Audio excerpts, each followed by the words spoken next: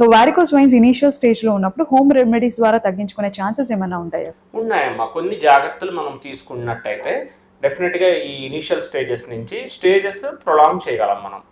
అంటే ఎలాంటి జాగ్రత్తలు అంటే మనం ఏం లేదు, మోస్ట్లీ మనం ఇప్పుడు చాలా మంది సాఫ్ట్వేర్ ఎంప్లాయీస్ కానీ ఎక్కువసేపు అలా కూర్చొని ఎక్కువ కంటిన్యూస్ గా ఉంటుంటారు.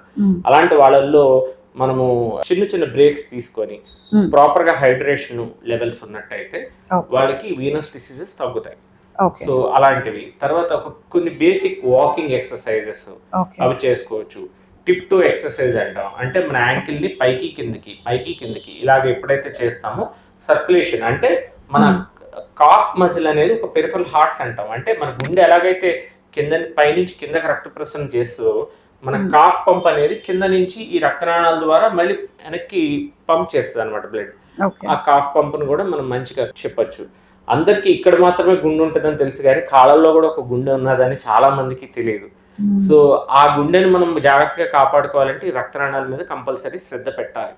పైనుంచి రక్తం వెళ్ళటమే కాదు, కింద నుంచి రక్తం పైకి వెళ్ళినప్పుడే కదా మనకి సర్క్యులేషన్ అనేది అవుతుంది, లేకపోతే ఒక చోట నిలిచిపోతుంది కదా రక్తం.